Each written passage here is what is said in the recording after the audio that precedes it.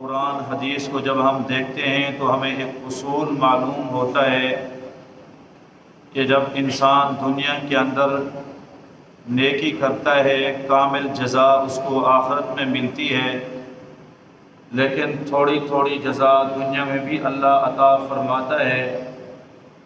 جب انسان گناہ کرتا ہے کامل سزا آخرت میں ملے گی، لیکن تھوڑی سی سزا اللہ دنیا کے اندر بھی دیتا ہے۔ محض کوئی اتفاق نہیں، یہ سارے اعمال کا کیا دھرا ہوتا ہے۔ یہ باتیں فقیر کی خطیب کی محض زبانی جمع خرچ بھی نہیں۔ ایک خطیب کی ذمہ داری ہوتی ہے کہ جب کوئی بات کرے تو قرآن حدیث پر اس کو دلائل سے پورا بیان کرے۔ قرآن کہتا ہے ظہر الفساد فی البر والبحر بما کسبت ایدی الناس، جو بھی خشکی اور تری کے اوپر فساد ہوتا ہے تمہارے ہاتھوں کا کیا دھرا ہے۔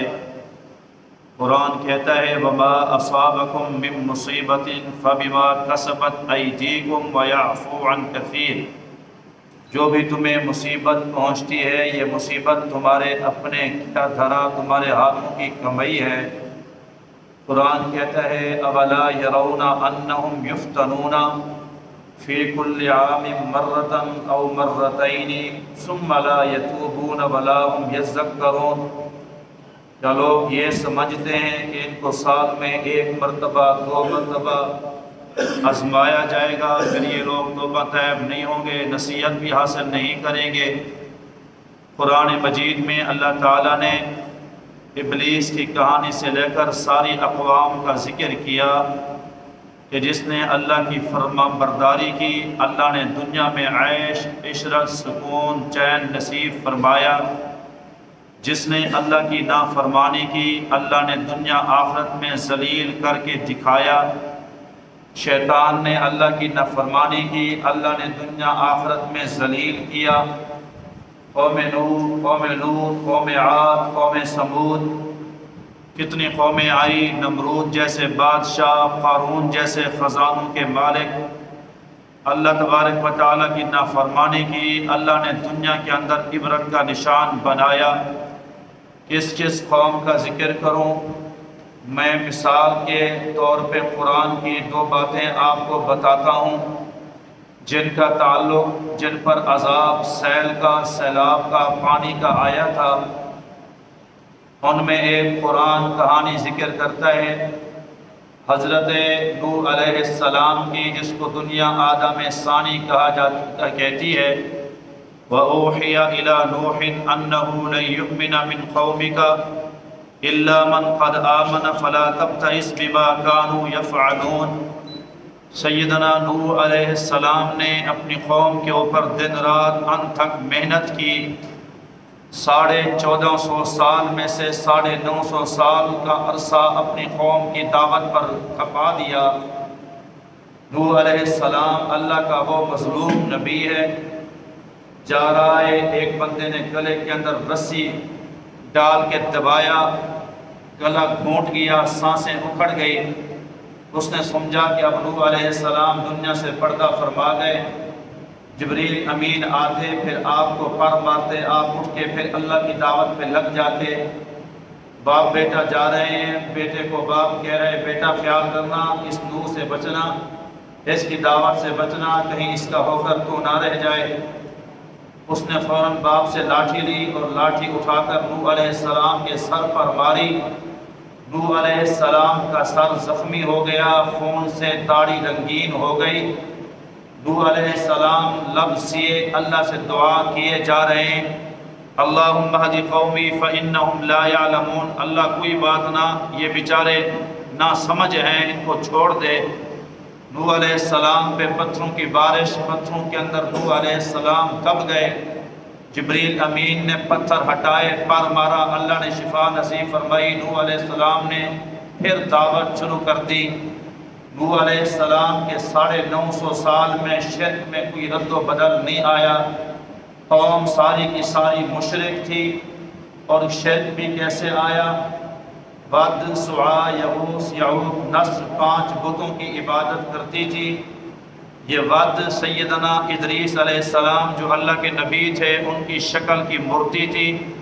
سوا، یغوث، یعوق، نصر ادریس علیہ السلام کے 4 صاحبزادوں کی شکل کی مورتیاں تھیں۔ شیطان نے ان کو بنا کر دی تھی کہ یہ بڑے اللہ والے تھے، ان کو گھر میں رکھو، ان کو دیکھ کر جب عبادت کرو گے تو خشوع و خضوع پیدا ہوگا۔ حضرت نوح علیہ السلام نے ایک نسل پر نہیں کئی نسلوں پر محنت کی، نسل در نسل بگاڑ بڑھتا گیا۔ کسی نے تو اللہ کی عبادت کی، پھر دوسروں نے اٹھا کر بتوں کو مسجدوں کے باہر رکھ دیا، پھر دوسروں نے آ کر مسجد کے اندر رکھ دیا، پھر آنے والی نسل نے ان بتوں کی عبادت شروع کر دی، ان سے نظر نیاز، منت منوتیاں، حاضر ناظر، مشکل کشا، حاجت روا، سب کچھ ان مورتیوں کو ماننے لگے۔ نوح علیہ السلام نے بڑا سمجھایا کہ بھی شرک نہ کرو، اللہ کو شرک پسند نہیں، اللہ غیور ہے۔ قطرہ غیرت ساری کائنات میں اللہ نے تقسیم کیا، اس غیرت کے قطرے کا یہ اثر ہے کہ انسان اپنی بیوی کی ہر غلطی برداشت کرتا ہے، بیوی کے ساتھ کوئی اور بندہ سو جائے یہ غداری برداشت نہیں کرتا۔ اللہ ہر گناہ کو معاف کرتا ہے، اللہ کے ساتھ کسی کو شریک کیا جائے اس غداری کو اللہ معاف نہیں کرتا۔ قوم کے پلے یہ بات نہ پڑی تو اللہ نے فرمایا نوح کشتی بنا۔ نوح علیہ السلام نے 45 فٹ اونچی کشتی بنائی، 150 فٹ چوڑی کشتی بنائی، 350 فٹ لمبی کشتی بنائی، 3 منزلہ کشتی، ہر منزل کے اوپر چھت، درے، دروازے، ہر قسم کا نظام، ایک میں جانور، ایک میں انسان، ایک میں پرندوں کو رکھا۔ نوح علیہ السلام نے فرمایا آ جاؤ، جو کشتی میں سوار ہوگا وہ بچے گا۔ 40 جوڑے کشتی میں سوار ہوئے، نوح علیہ السلام خود سوار ہوئے، بیوی سوار نہیں ہوئی، بیٹا کنعان سوار نہیں ہوا۔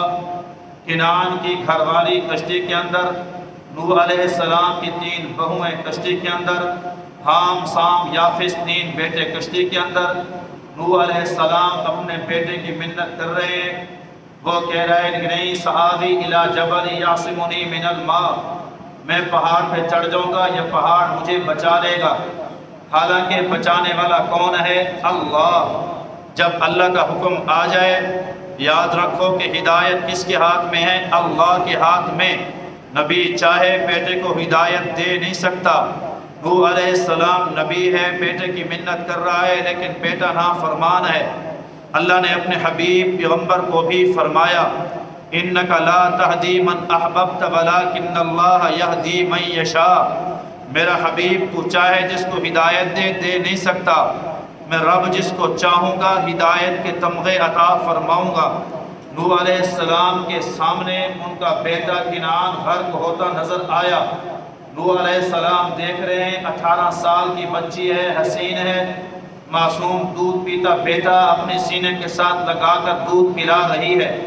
نوح علیہ السلام نے فرمایا میری بیٹی آ جا، کلمہ پڑھ لے، کشتی میں سوار ہو جا، اپنے اوپر ترس کھا، بیٹے پر ترس کھا۔ اس نے کہا نہیں جی مجھے ضرورت نہیں کلمے کی۔ اس نے فوراً پہاڑی پہ چڑھنا شروع کر دیا، تنور سے پانی نکل رہا، زمین سے پانی نکل رہا، آسمانوں سے پانی برس رہا۔ پانی چڑھتے چڑھتے پہاڑ پہ چڑھنا شروع ہوا، وہ پہاڑ کی چوٹی پہ چڑھ گئی اور پہاڑ کے چوٹی کے اوپر پانی پہنچا۔ یہ بغداد کے ارد گرد جو زمین ہے یہاں پر یہ ساری قوم آباد تھی۔ وہ بچی اپنے بچے عورت اپنے بچے کو سر کے اوپر اٹھاتی گئی، پانی اونچا ہوتا گیا۔ نوح علیہ السلام کے سامنے وہ معصوم بچہ، اس کی ماں غرق ہو گئے۔ اللہ نے دنیا کو بتایا کہ ترس اللہ اسی پر کرتا ہے جس کے پاس کلمے کی دولت ہوتی ہے۔ سب سے پہلے جس پر پانی کا عذاب آیا وہ سیدنا نوح علیہ السلام کی قوم تھی۔ وجہ اللہ کے نبی کو تنگ کرنا تھا، وجہ شرک کے اندر مبتلا ہونا تھا۔ شرک ایسی بیماری ہے جس کی وجہ سے انسان پر سیلاب کے پانی کے عذاب آیا کرتے ہیں۔ یہ قرآن کی کہانی ہے، یہ کوئی عام قصہ کہانی نہیں، یہ قرآن کے اٹل قانون ہے۔ میرے بھائیوں، میں آپ چاہتے ہیں کہ مزاروں کو سجدے بھی ہم کریں، میں آپ چاہتے ہیں کہ سرداروں کے گھوڑے گھٹنوں پہ ہاتھ رکھ کے بھی ہم ملیں، میں آپ چاہتے ہیں کہ جناب قبروں کی پوجا پاٹ بھی ہوتی رہے، اور اس کے بعد ہم پر کوئی عذاب نہ آئے، این خیال است و محال است، یہ خیال آپ کا غلط ہے۔ اللہ کا عذاب تب آتا ہے جب اللہ کی ذات و صفات میں کسی کو شریک ٹھہرایا جاتا ہے۔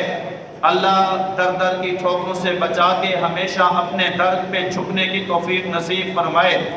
یہ بھی شرک خفی ہے، اپنے باپ کو اپنی اماں کو جھک کے ملنا یہ بھی شرک ہے۔ چاہے جائے کہ ہم پیروں کو سرداروں کو جھک کے ملیں، خبروں کا احترام پر صدہ ان کو حرام، عقیدہ بنایا کریں، اپنا عقیدہ مضبوط کیا کریں۔ اللہ تعالیٰ نے ایک اور قوم کی کہانی ذکر فرمائی جس کے اوپر یہ بن ٹوٹنے کا عذاب آیا تھا۔ یہ آج کی بات نہیں، یہ شروع سے سلسلے چلتے آ رہے ہیں۔ میں نے قرآن اٹھایا، میں نے سورۃ سبا کھولی تو لقد کان لسبأ فی مسکنہم آیا، مجھے قرآن قوم سبا کی کہانی سناتا ہوا نظر آیا۔ قوم سبا یہ وہ قوم تھی جس قوم کے اندر اللہ نے ہر قسم کی آرائش، ہر قسم کی اللہ نے نعمتوں سے ان کو نوازا تھا۔ جنتان عن یمین و شمال، جس کے دائیں بائیں ہر قسم کے پھلوں کے باغات تھے۔ یہ وہ بستی تھی جس کے پورے شہر کے اندر سانپ بچھو نہیں تھا۔ یہ وہ بستی تھی جس کے پورے شہر کے اندر مکھی اور مچھر نہیں تھا، بھیڑ نہیں تھا۔ باہر سے بھی کوئی آدمی آتا، اگر اس کے سر کے اندر جوں تک ہوتی تو جوں مر جاتی تھی۔ باہر سے کوئی آدمی قوم سبا کے اندر آتا، خارش ہوتی تو خارش کی بیماری ٹھیک ہو جاتی تھی۔ پاکیزہ ماحول تھا، پاکیزہ ماحول کے اندر جی رہے تھے۔ عورت خالی ٹوکری اٹھا کر ایک باغ کے سرے سے چلتی تھی، جب آخر میں پہنچتی تھی تو وہ ٹوکری پھلوں سے بھر جاتی تھی۔ اس قدر اللہ تعالیٰ نے ان کو آرائش نعمتوں سے اللہ نے نوازا تھا۔ اللہ نے ایک نبی بھیجا، اس کی نافرمانی کی، پھر دوسرا نبی بھیجا، اس کی نافرمانی کی۔ مسلسل پے در پے 7 نبی اس قوم کے پاس آئے، لیکن قوم نے ایک نبی کی بات نہ مانی، اسی طرح اڑے رہے، ڈٹے رہے۔ بلکہ قرآن کہتا ہے کہ وہ قوم ناشکری تھی، شکر گزار نہیں تھی۔ وہ کہنے لگے باعد بین اسفارینا، اللہ ہمارے سفروں کو دور کر دے، یہ کیا ہم چلتے ہیں پھر جناب آرام گاہ آ جاتی ہے، پھر چلتے ہیں آرام گاہ آ جاتی ہے، کوئی لمبے لمبے سفر کریں، کوئی مزہ آ جائے۔ چنانچہ جب انہوں نے ناشکری کی اور نافرمانی کی نبیوں کی، انہوں نے بڑے بڑے ڈیم بنائے تھے۔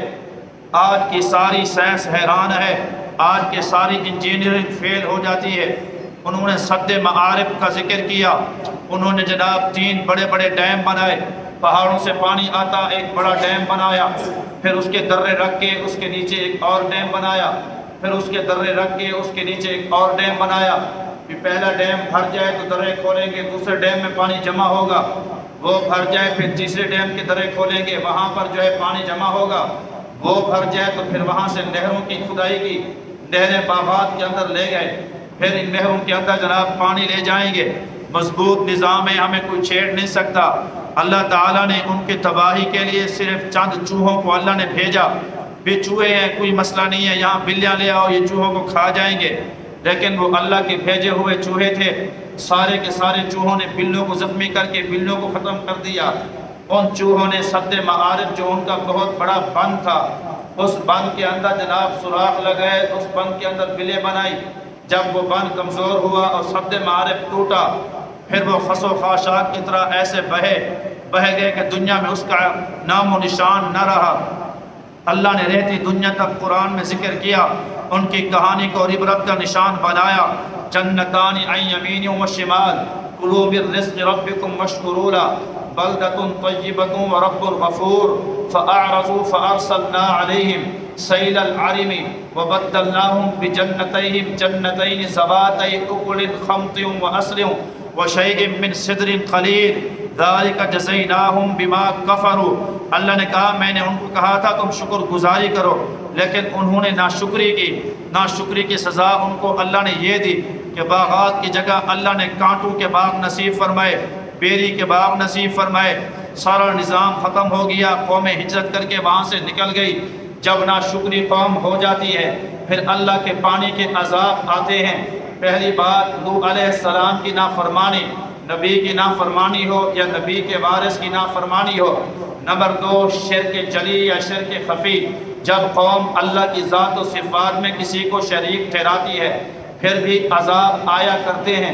نمبر 3 ناشکری، شکر گزاری سے اللہ نعمتیں بڑھاتے ہیں، ناشکری سے اللہ پانی کے عذاب بھیجا کرتے ہیں۔ نمبر 3 جب یہ عذاب آئیں پھر فرمایا کہ اس وقت مسلمان کی شان یہ ہے اس کی نگاہ اپنے گناہوں پر جائے، گناہوں کو دیکھ کر فوراً اللہ سے صلح کر لے، حالات ٹھیک ہو جاتے ہیں۔ ہمارا معاملہ یہ ہے کہ ہمارے حالات ٹھیک ہونے کی بجائے ہم نے فوراً خبریں چلائی کہ یہ پانی کا سیلاب یہ جو بارش کی وجہ سے ہوا، بادل پھٹنے کی وجہ سے ہوا، یہ فلاں چیز کی وجہ سے ہوا۔ ہم نے سائنسی توجیحات پہ صبح سے لے کر شام تک تبصرے کیے، مسجد میں آنے کی ہمیں توفیق نہ ہوئی۔ میرے بھائیوں، آپ زمین میں بند بنا سکتے ہو، آسمان میں بند نہیں بنا سکتے۔ زمین کا پانی روک سکتے ہو، آسمان کی مصیبت تو ہم روک نہیں سکتے ہو۔ وہ ایک بادشاہ پریشان تھا، قحط آ گیا، بارش نہیں ہو رہی تھی۔ اپنے تدبیر والے تدبیر وزیر سے پوچھا کہ یار وزیر تم بتاؤ میں کیا کروں، عوام میری بھوک پیاس سے بل بلا رہی ہے۔ اس نے اس کو فرضی کہانی سنائی، کہا بادشاہ سلامت میں آپ کو ایک کہانی سناتا ہوں۔ ایک جناب جو ہے وہ بندر تھا، اس بندر کے ایک چھوٹا سا بچہ تھا، وہ بچے کو لے کر سارا دن پھرتا رہتا تھا۔ بندر کو سفر پہ جانا پڑا تو وہ جنگل کے بادشاہ جناب شیر کے پاس آیا، کہا جی بادشاہ سلامت یہ میرا چھوٹا سا بچہ ہے، میں سفر پہ اس کو لے کے جا نہیں سکتا، مہربانی فرمائے میں آپ کی امانت میں دیتا ہوں، آپ اس کی حفاظت کرنا جب تک میں واپس نہ آ جاؤں۔ شیر نے کہا پریشان ہونے کی بات نہیں ہے، میں اس کی حفاظت کروں گا۔ شیر ہر وقت اس کو پیٹ پہ لیا پھرتا ہے۔ قصہ مختصر، جب اس کے آنے کا ٹائم ہوا اس سے 2-4 دن پہلے شیر نے اپنی پیٹھ کے اوپر اس بندر کے بچے کو بٹھایا ہوا ہے، اوپر سے جناب شکاری شکرا آیا، اس نے آ کر جناب اپنے پنجوں کے اندر اس کے بندر کے بچے کو پھنسایا، اٹھا کر لے گیا۔ شیر بھاگتا رہا لیکن اوپر تو شیر بھاگ نہیں سکتا ہے۔ جب وہ بندر آیا پوچھا جی میرا بچہ، کہا میں زمینی حفاظت کا میں نے ذمہ لیا تھا لیکن یہ آفت آسمانوں سے آئی تھی، آسمانوں سے جو آفت ہے اس کی حفاظت میں نہیں کر سکتا تھا۔ یہ جتنی آفات آ رہی ہیں، چاہے زلزلے ہوں، چاہے سیلاب ہوں، چاہے بادل کا پھٹنا ہو، خدا کی قسم ہے یہ اللہ کے حکم سے آتا ہے۔ یہ ساری آسمانی آفات ہیں، جب تک آسمان والا ہم سے راضی نہیں ہوگا اس وقت تک حالات ٹھیک نہیں ہوں گے۔ سب سے پہلے ہم اللہ سے شروع کر لیں، سب سے پہلے توبہ طائب ہو جائیں۔ دوسرے نمبر پہ مظلوموں کی دعائیں لیں۔ مظلوم کون ہے؟ جو اس آفت میں گرفتار ہوئے، جن کے گھر بار بہہ گئے، جن کے بیوی بچے بہ گئے، جن کے اپنے جدا ہو گئے، اور ایسے لوگ جو جناب بیٹھے ہوئے ہیں بغیر چھت کے، وہ بیویاں جن کا ساری زندگی آسمان کے سورج نے بال نہیں دیکھا تھا، وہ باپردہ بیویاں باہر روڈوں کے اوپر پھرتی ہیں، ان کے جناب ہم جا کر چادر لے کر پہنچ جائیں، ہم ان کا خیمہ لے کر پہنچ جائیں، ہم ان کی خدمت میں جا کر کھانا لے کر پہنچ جائیں۔ وہ مظلوم جب ہاتھ اٹھائیں گے اللہ کی قسم ہے میں آپ کی حفظ و امان میں آ جائیں گے، یہ حالات ٹھیک ہو جائیں گے۔ مظلوم جب مخلوق ہو، کمزور جب مخلوق ہو تو روتی ہے تو اللہ کو ان کے اوپر ترس آ جاتا ہے۔ یہ بات میں اپنی طرف سے نہیں کہہ رہا، یہ بات بھی میں نے سیدنا سلیمان علیہ السلام کی زندگی سے سیکھی۔ سلیمان علیہ السلام کی زندگی کے اندر آگ کے دور کے اندر قحط پڑ گیا تھا، قحط کا بھی عذاب ہوتا ہے، سیلاب کا بھی عذاب ہوتا ہے۔ اللہ اگر پانی روک لے تب بھی دنیا مر جائے، اللہ پانی زیادہ کر لے تب بھی دنیا ڈوب جائے، اللہ کا نظام ہے۔ قحط پڑ گیا، لوگ پریشان تھے۔ حضرت سلیمان علیہ السلام اللہ کا نبی ہے، پوری امت کو باہر لے کے آیا، بھی دعا کرتے ہیں تاکہ بارش ہو جائے۔ آئے دیکھا کہ ایک چھوٹی سی چونٹی ہے، الٹی لیٹی ہوئی ہے، پاؤں اوپر اٹھائے ہوئے ہیں، رو رو کہہ رہی ہے اللہ سے دراز سے بارش نہیں ہوئی، اللہ تیری کمزور مخلوق چونٹی تک پیاس سے تڑپ رہی ہے، اللہ تو مہربانی فرما، اللہ رحمت کی بارش نصیب فرما۔ سیدنا سلیمان علیہ السلام نے اعلان فرما دیا، فرمایا کہ بھئی جو جہاں پر کھڑا ہے فوراً چلا جائے، گھروں کے اندر چھپ جاؤ، ان قریب بارش ہونے والی ہے۔ ایسے ہی ہوا، جب جناب اچانک بادل آئے، بارش شروع ہوئی۔ رعایا نے پوچھا کہ حضرت سلیمان علیہ السلام سے اللہ کے نبی آپ کو کیسے پتہ چل گیا بارش آنے والی ہے؟ فرمایا جب میں نے دیکھا کہ ایک مظلوم، ایک کمزور مخلوق اللہ کے سامنے رو رو کے گر گرا رہی ہے، اللہ کو ضرور ترس آتا ہے۔ جب اللہ کی کمزور مخلوق روتی ہے، دعائیں کرتی ہے، مجھے یقین ہو گیا تھا کہ اب دعا قبول ہونے والی ہے۔ مسلمانوں، مظلوم کی دعائیں قبول ہوتی ہیں اور کمزور کی دعائیں قبول ہوتی ہیں۔ ایک نمبر پہ آج فقیر کی بات یاد کرنا، ایک تو ہم توبہ طائب ہو جائیں، اللہ کے سامنے توبہ کریں، اپنے گناہوں کی ندامت، اپنے گناہوں کو سامنے رکھیں۔ جیسے عمر بن خطاب رضی اللہ تعالی عنہ کا میں ہر جمعہ پہ سنایا کرتا ہوں، وہ آپ کے دور میں جب قحط آیا تھا، مصر سے آپ نے غلہ منگوایا تھا، اس کے باوجود قحط ختم نہ ہوا تو آپ کو خط لکھا ایک صحابی رسول نے، کہا امیر المؤمنین خلیفۃ المسلمین، یہ حالات اوپر سے آئے ہیں، اوپر والے کو راضی کرو گے تو حالات ٹھیک ہوں گے، ایسے حالات ٹھیک نہیں ہوں گے۔ تو حضرت عمر بن خطاب نے مصلی بچھایا، 2 رکعت پڑھی، ہاتھ اٹھائے، آنکھوں کے اندر آنسو، داڑھی بھیگ گئی، کہنے لگے اللہ اس عمر کے گناہوں کی سزا اس کی رعایت کو تو نہ دے، تو مہربانی فرما، رحمت کے بارش نصیب فرما۔ اللہ نے اسی وقت کرم فرما دیا، اللہ نے رحمت کے بارش نصیب فرما دی۔ مسلمانوں، آج بھی اللہ وہی ہے، اللہ کے سامنے توبہ طائب ہو جائیں کہ اللہ ہمارے گناہوں کی سزا کچے والوں کو نہ دے، ہمارے گناہوں کی سزا دوسری آیت کو نہ دے۔ اللہ ہمارا قصور ہے، خدا کی قسم ہے، ابھی آنکھوں سے آنسو زمین پہ بعد میں گرے گا، اللہ رحمت کے بخش فیصلے پہلے فرما چھوڑے گا۔ سنا کو پتا پتا ہے خدایا دم بدم تیرا، زمین و آسمان تیرے ہیں وجود و عدم تیرا، جو تیرا کھا کر تیرے شکوے کرے یا رب، تعجب ہے ان پر بھی رہے لطف و کرم تیرا۔